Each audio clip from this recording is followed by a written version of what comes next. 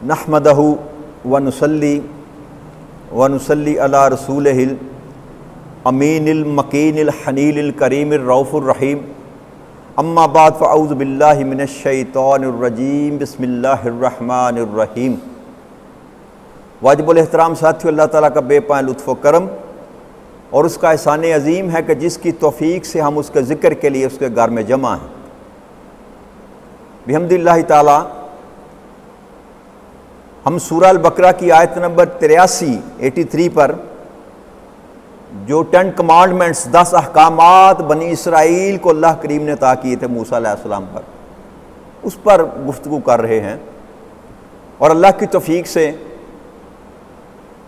हमने ताबुदून इल्लाह बिल वालिदैन इहसानुम व ज़िल कुर्बा वल यतामा वल मसाकीन, यहाँ तक हमने मुमकिन हद तक बात की थी, गुफ्तगू की थी। तो वल मसाकीन से बात अपनी शुरू करते हैं कि यतामा तक तो हमने बात कर ली थी कि आका सल्लल्लाहु अलैहि वसल्लम ने फरमाया कि जो यतीम की कफ़ालत करता है वो क़यामत के रोज़ जन्नत में मेरे साथ ऐसे होगा जैसे ये 2 उंगलियां, वो चाहे रिश्तेदार हो या ना रिश्तेदार हो, खूनी हो या जो यतीम की कफ़ालत करता है। बल्कि एक और हदीस मुबारक है, आका सल्लल्लाहु अलैहि वसल्लम से एक सहाबी ने फरमाया कि या रसूल अल्लाह, मेरा दिल बड़ा सख्त है, मेरा दिल बड़ा सख्त है। तो आपने फरमाया यतीम के हाथ पर सर फेरा कर, यतीम के हाथ पर शफकत का हाथ फेरा कर सर पर, और जितने तेरे हाथ के नीचे उसके बाल आएंगे ना, अल्लाह करीम उतनी तुझे नेकियां अता करे। यतीम की कफ़ालत इतना बड़ा अजर है, याद रखिएगा, यतीम की कफ़ालत इतना बड़ा अजर। तो आगे अल्लाह करीम ने इरशाद फरमाया था वल मसाकीन, और मस्कीनों के साथ भी हुस्न सलूक करो। तो कुरान करीम में 2 लफ्ज़ आते हैं, फ़कीर लफ्ज़ भी आता है और मस्कीन लफ्ज़ भी आता है। कई आयात में अल्लाह करीम ने कहा कि सदका और खैरात फ़कीरों पर भी खर्च करो और मस्कीनों पर भी खर्च करो। तो फ़कीर और मस्कीन का फ़र्क थोड़ा सा मालूम कर लें कि फ़कीर किसको कहते हैं और मस्कीन किसको कहते हैं।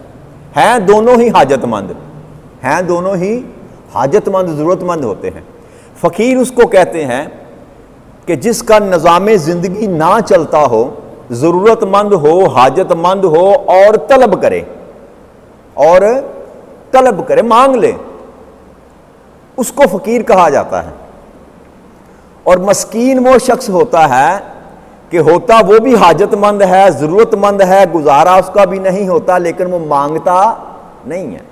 इसलिए अल्लाह करीम ने ज़्यादा जो जिक्र किया ना वो मसाकीन का किया। क्यों? वो सफ़ेद पोश लोग जो मांग नहीं सकते लेकिन ज़रूरतमंद होते हैं, जो मांग नहीं सकते लेकिन ये जो अभी कोरोना की वबा हमारी चली ना, तो बड़े बड़े लोगों के बड़े बड़े बुरे वक़्त आए और सफ़ेद पोश तबका ज़्यादा जलील हुआ जो मांग नहीं सकता था। तो अल्लाह ने फिर अपने बंदोबस्त किया, अल्लाह करीम ने जो निज़ाम को चलाया, अल्लाह करीम की ये रहमत है उसकी कि अल्लाह करीम ने उस मुसीबत से हमें निकाल दिया और लोगों ने खर्च भी किया।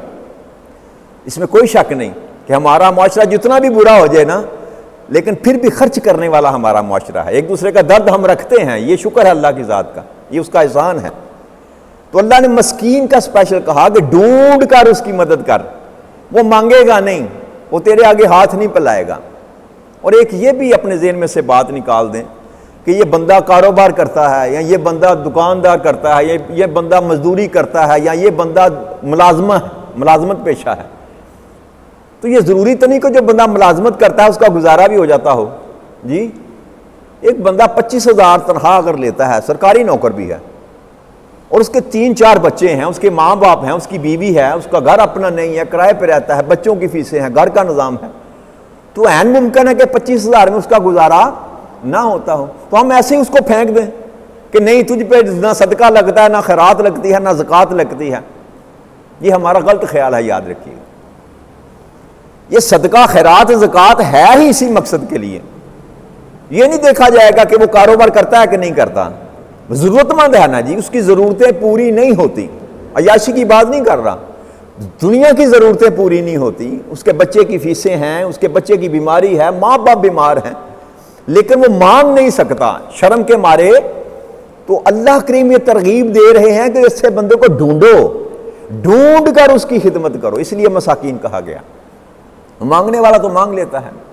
तो हमें अपने इर्द गिर्द ध्यान रखना चाहिए, अपने ख़ानदान में, अपने इर्द गिर्द, अपने दोस्तों अहबाब, जहाँ तक आपकी निगाह जाती है ना, सर्च करते रहा करें, तलाश करते रहा करें ऐसे बंदे को जिसकी आप मदद कर सकें।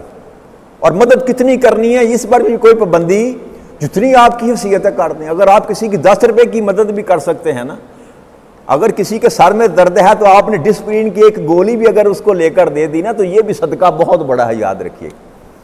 मैंने अर्ज की थी ना कि अल्लाह क्वांटिटी नहीं देखता, मिकदार नहीं देखता, मेयार देखता है। मिकदार नहीं देखता, मेयार देखता है। तो बस आप अल्लाह की रजा के लिए जो कुछ भी खर्च करेंगे अल्लाह करीम उसको कबूल करेगा। तो इसलिए अपने इर्द गिर्द ख्याल रखा करें, सफ़ेद पोश लोगों का ख्याल रखा करें। देखा करें मोहल्ले में कोई गरीब है, उसकी वालदा बीमार है, कोई बच्चा बीमार है, वो दवाई लेने के काबिल है कि नहीं, इसीलिए अयादत करनी चाहिए, अयादत करनी चाहिए ताकि पता चले अगले के मामलात का। और एक दूसरे के साथ इंटरेक्शन रखें, आना जाना।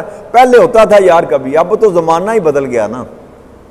पहले सारे मोहल्ले में एक दूसरे के घर आना जाना होता था, रातों को बैठते थे, मिलकर बैठ के गपशप लगाते थे जी, औरतें मिलकर बैठती थी, बड़े बुजुर्ग मिलकर बैठते थे, एक दूसरे का हाल चाल पूछते थे, करीब थे लोग, कुर्बत थी और ये परेशानियां कम थी। क्यों? एक दूसरे का दुख दर्द बांटते। मुझे याद है, मुख्तसर सी बात करता हूँ, मुझे याद है ये दारा राइयाँ, जिसको हम दारा राइयाँ कहते हैं ना, मैं अपने बचपन में मैंने देखा है कि जब कहीं भी किसी की बेटी की भी शादी होती थी ना, तो हम जो आंदे भांडा पाना, वो एक बड़ा सा बर्तन रखते थे यहाँ पर लाकर, जितना भी दूध बाहर से लेकर आते थे ना लोग, अपनी भैंसों का, गाय का, वो सारे का सारा उस बर्तन में डालते थे। जिस दिन बेटी की शादी होती थी ना किसी की, कोई बंदा दूध अपने घर नहीं लेकर जाता था, वहां बर्तन में डालता था, फिर उसमें मीठा डालते या शरबत डालते, जो भी कुछ करते, बारात आती तो वो दूध उसको पिलाया जाता था। ये तरीका था दर्द बांटने का, दुख बांटने का। हम छोटे छोटे थे, मोहल्ले में किसी की बेटी की भी शादी है, सारी रात जाग रहे हैं, कोई जंडियां लगा रहा है, कोई केले लगा रहा है, कोई चूना खिला रहा। तो ये क्या था? ये मोहब्बत थी। इसमें हम कमी हमारे अंदर वाक़या होगी, तो जोड़ के रखें अपने आप। आका सल्लल्लाहु अलैहि वसल्लम फरमाया, मुसलमान और मुसलमान की मिसाल ऐसे है जैसे दीवार की ईंटें होती हैं, एक के साथ एक जुड़ी हुई और एक दूसरे को मजबूत करते हैं। फिर आका ने ऐसे हाथ में हाथ मिलाकर मिसाल दी कि मुसलमान की मिसाल ऐसे है जैसे उंगलियों में, तो अपने फासले कम करें, अपने फासले, कोई भी रिश्ता ना हो मेरा आपका, मेरी बरादरी नहीं है, मेरी नस्ल नहीं है, मेरा मोहल्ला नहीं है, मेरा शहर नहीं है, मेरा मुल्क नहीं है। यार मुझे तो आपको कलमे ने जोड़ दिया ना। आप भी कहते हैं ला इलाहा इल्लल्लाह मुहम्मदुर रसूलुल्लाह, मैं भी कहता हूँ ला इलाहा इल्लल्लाह मुहम्मदुर रसूलुल्लाह। तो ये सबसे बड़ा रिश्ता जो है ना हमारा, वो कलमे का रिश्ता। तो अपने आप को करीब करें, एक दूसरे का ख्याल रखा करें, तो अल्लाह करीम में तौफीक अता फरमाए। तो अल्लाह ने फरमाया कि मस्कीन का पर भी एहसान करो, कि जो जरूरतमंद है लेकिन मांगता नहीं है। हज़रत अबू हुरैरा की रवायत है, आका ने फरमाया कि बेवा औरत और मस्कीन के लिए जो बंदा कोशिश करता है ना, वो ऐसे ही है जैसे खुदा के रास्ते में जिहाद करने वाला है, खुदा के रास्ते में जिहाद करने वाला है। और जो क़याम करते हुए थकता नहीं है, उस बंदे की मिसाल ऐसी है जैसे सारी रात क़याम करने वाला हो और अल्लाह की राह में जिहाद करने वाला हो, और ऐसा रोजेदार हो जो कभी इफ्तार नहीं करता। क्या? जिसने किसी बेवा और मिस्कीन की मदद की, इतना बड़ा अजर है। ये बातें अपनी जगह, लेकिन जो तल्लक इंसान का इंसान के साथ है ना, अल्लाह करीम उसको प्रेफर कर रहे हैं। एक और हदीस मुबारक है, फिर आगे बढ़ते हैं। हज़रत अब्दुल्लाह बिन उमर और हज़रत अबू हुरैरा रज़ी अल्लाह ताला अन्हुमा दोनों ये रवायत करते हैं। आप फरमाते हैं कि नबी अकरम सल्लल्लाहु अलैहि वसल्लम ने फरमाया कि जो शख्स अपने मुसलमान भाई के काम के सिलसिले में चल पड़ा, किसी भी उसकी हाजत पूरी करने के लिए उसके काम के लिए निकल पड़ा और हत्ता कि उसने पूरा कर दिया, तो अल्लाह उस पर 5000 और एक रवायत में आता है कि 75,000 फरिश्तों को उसका साया फरमा देता। उस पर 5000 से लेकर 75,000 फरिश्तों का साया उस पर अल्लाह करीम कर देता है। और आका ने फरमाया कि अगर वो दिन को करे तो रात तक जो फरिश्ते हैं उसके लिए दुआएं करते रहते हैं, और अगर रात को करे तो सारे दिन तक फरिश्ते उसकी मगफरत के लिए दुआएं करते रहते हैं। तो इतना अजर है किसी हाजतमंद की मुसीबत में काम आना। आप कितनी मदद कर सकते हैं ये मैटर नहीं करता। भाई आपसे मसला हल होता है या नहीं होता ये भी मैटर नहीं करता, याद रखिए। बस आप चल पड़े, यार ये मेरा काम है, यार मेरे साथ चलो। आप चल पड़े अल्लाह के लिए, चल यार मैं चलता हूं, तेरा काम हो या ना हो, अगर तू चल पड़ा तो तूने अपना फर्ज पूरा कर दिया और अल्लाह ने तुझे अजर अता कर दिया। उसका काम हो या ना हो ये अगला मामला है। तो अल्लाह करीम ने ये फरमाया कि हाजतमंदों की मदद किया करो। आगे अल्लाह करीम ने इरशाद फरमाया वक़ूलु लिन्नास हुस्ना, वक़ूलु लिन्नास हुस्ना, और जब भी बात करो अच्छी तरह बात करो, अच्छी खूबसूरत बात करो, हुस्ना, हुस्न अखलाक के साथ गुफ्तगू करो। जब भी बोलो अच्छा बोलो, अपने लहजे में नरमी रखो। एक मशहूर मकूला हम सुनते आए बचपन से, तो सच्चा आदमी जो होता है वह कौड़ा होता है, सच्चा आदमी कड़वा होता है, खरा आदमी कड़वा होता है। ये गर्त ज़रबुल मिसला याद रखिएगा, ये सुनते आ रहे हैं बचपन से हम।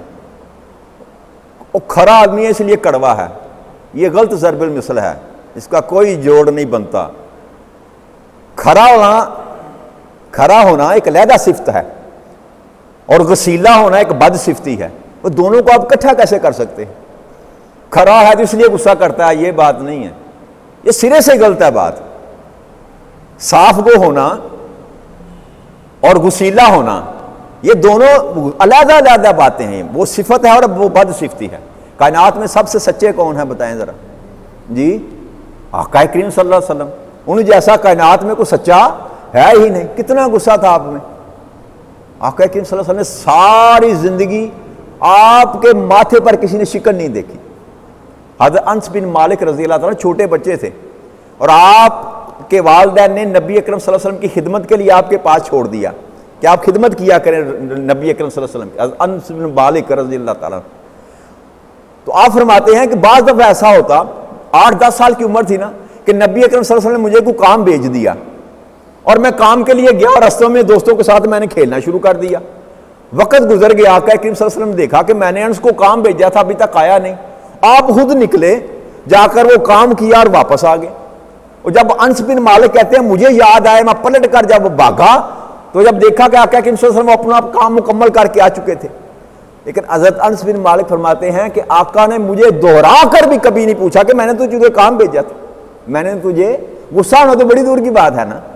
इसलिए ये बात छोड़ दें कि खरा आदमी है तो गुस्से वाला है। गुस्सा करना बद सिफ्ती है और गुस्सा शैतान का जो हथियार है, याद रखिएगा। गुस्सा अपनी तबीयतों से गुस्सा भी खत्म कर, हमें भी आता है, लेकिन ये शैतान का हथियार है। लेकिन सच्चा होने के लिए ये जरूरी नहीं है कि गसीला हो। सच्चा होने के लिए ना ये जरूरी नहीं है कि गसीला हो। गसीला होने के बाद सिफ्ती, अल्लाह महफूज रखे हमें से।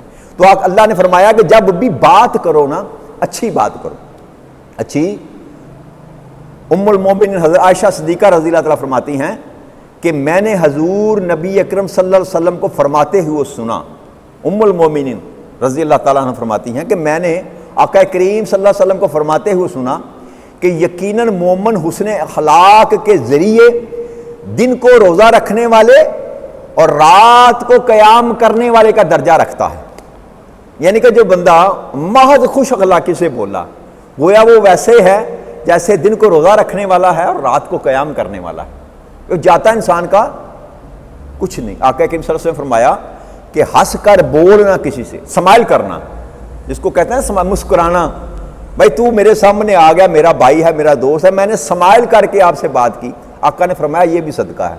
ये भी क्या खर्च हुआ इसमें? कुछ नहीं हुआ। भाई ज़रूरतमंद को आपके पास आ गया, किसी ने किसी को 10 की, 20 की, 50 की, 100 की ज़रूरत है, आप उसकी ज़रूरत पूरी नहीं कर सकते जी। लेकिन हुक्म क्या है कि नहीं कर सकते तो कोई बात नहीं, कम अज़ कम उसका दिल जो है ना उसको तो हल्का करना। बात अच्छे तरीके से कर, यार मेरे पास नहीं है, यार तू मेरा भाई या दोस्त, अगर होता तो मैं ज़रूर तेरी मदद करता, यार मैं तेरे लिए दुआ करता हूँ, अल्लाह तेरे लिए आसानियाँ पैदा करे। तो जब आप किसी मुश्किल वक़्त में किसी मुश्किल वाले बंदे के साथ अच्छी गुफ्तगू भी करेंगे ना, तो आधी मुसीबत उसकी ख़त्म हो जाती है, घास बंध जाती है बंदे की। और हम तो, हमारा तो अजीब मामला है, हम तो दोस्त मिलते हैं तो कहाँ से शुरू करते हैं, मैं तो वो अल्फाज अदा नहीं कर सकता जी। कहाँ से शुरू करते हैं? तेरी भैन दी तो तेरी माँ दी, आगे मैं नहीं जा सकता, अल्लाह मुझे माफ़ करे। तो ये कहाँ से हमने सीखा? भाई हुक्म तो ये है कि जब मुसलमान के सामने आए तो क्या कहे? अस्सलाम वालेकुम रहमतुल्लाह। क्या कहे? अस्सलाम वालेकुम। ये मुसलमान की शान है और ये हक है मुसलमान का मुसलमान पर। वो जो 6 हक अल्लाह करीम ने आका ने गिनवाए ना, उसमें से पहला हक ये है कि जब मुसलमान के सामने आए तो क्या कहे? अस्सलाम वालेकुम रहमतुल्लाह। और जवाब देने वाला वैसा ही जवाब ना दे, बढ़कर जवाब दे। वो कहे वालेकुम अस्सलाम व रहमतुल्लाहि व बरकातहू। आका ने हुक्म दिया कि अगर वो तुम पर सलाम भेजता है तो तू उस पर साथ बरकतें भी नाज़िल कर, अल्लाह की तरफ से बढ़कर जवाब दे। तो इसके लिए यह भी जरूरी नहीं है कि आप जानते हैं कि नहीं जानते, ये आदत बना लें। ये मुबारक आदत है, याद रखिएगा। इससे नफरतें दूर होती हैं, मोहब्बत में इजाफा होता है। आप बाजार में जाए ना, किसी पर जिसको आप नहीं जानते, रेडी वाला है, सब्जी वाला है, फ्रूट वाला है, कोई भी है, गुजरते अस्सलाम वालेकुम जी, दूसरे दिन भी अस्सलाम वालेकुम, तीसरे दिन भी अस्सलाम वालेकुम, 5-7 दिन जब सलाम करते चले जाएंगे तो आपका तल्लक बनता चला जाएगा आपका।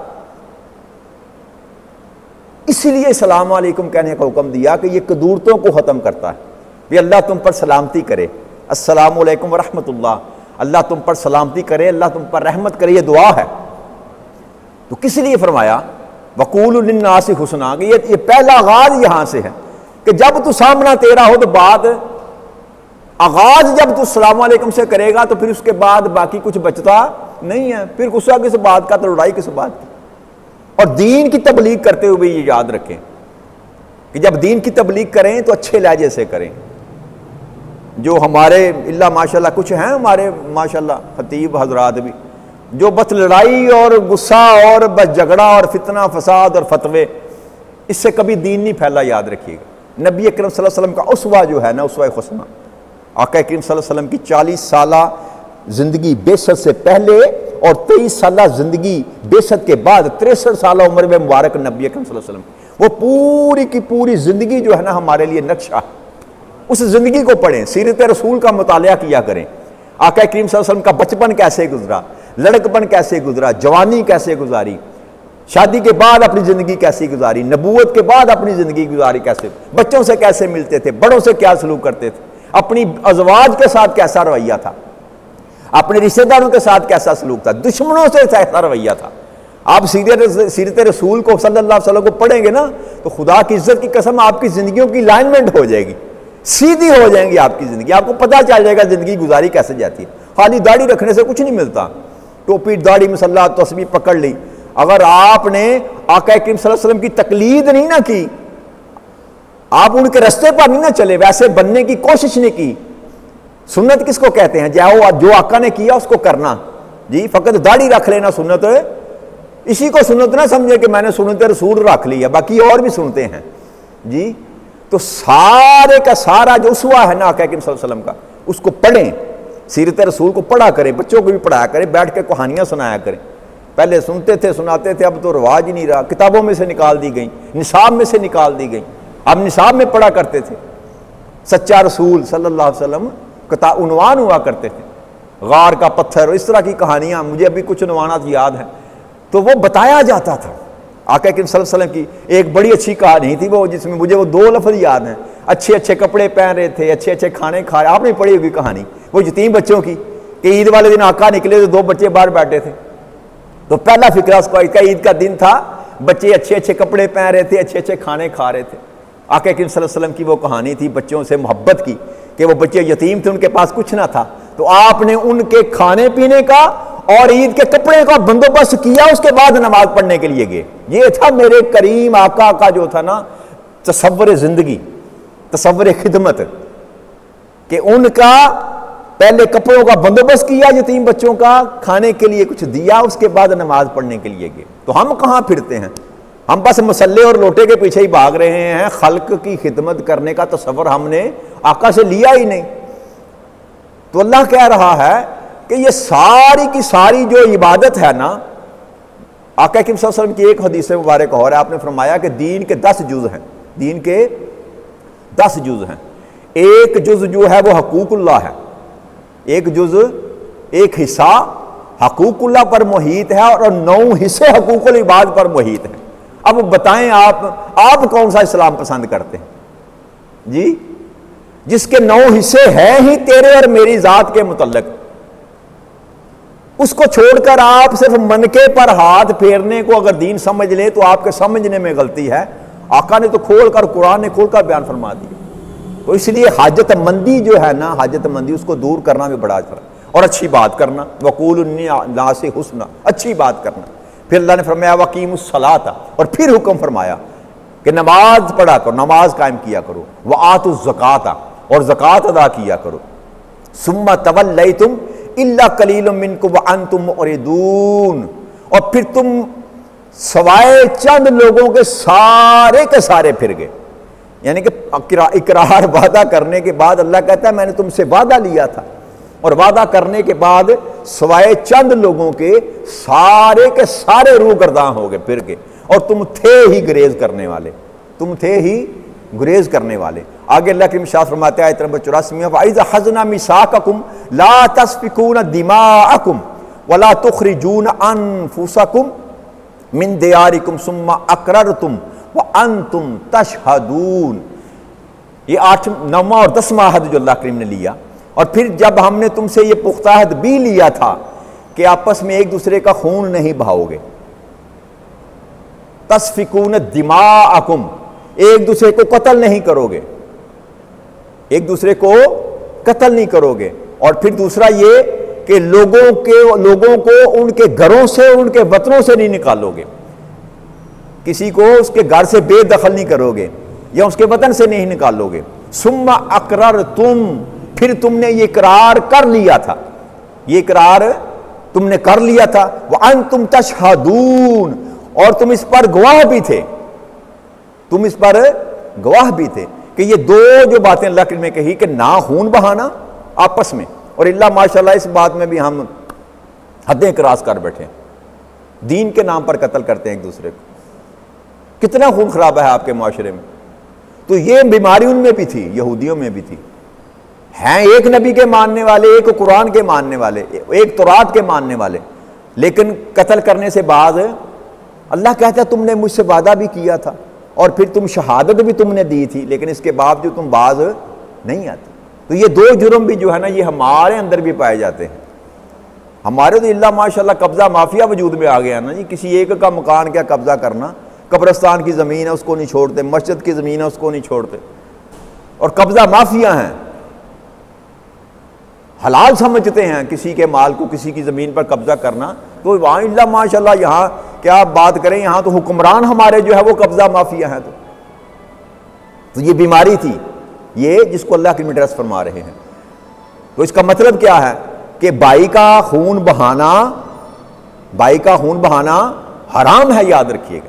मुसलमान को कत्ल नहीं कर सकता, किसी भी हालत में कत्ल नहीं कर सकता, चाहे वो कितना ही जालिम क्यों ना हो। तुझे हक ये नहीं दिया किसी ने जी, वो जुल्म भी कर रहा है, फिर भी तुझे ये हक नहीं है कि तू उसकी गर्दन उतारे। वो हक में वक़्त का हक है।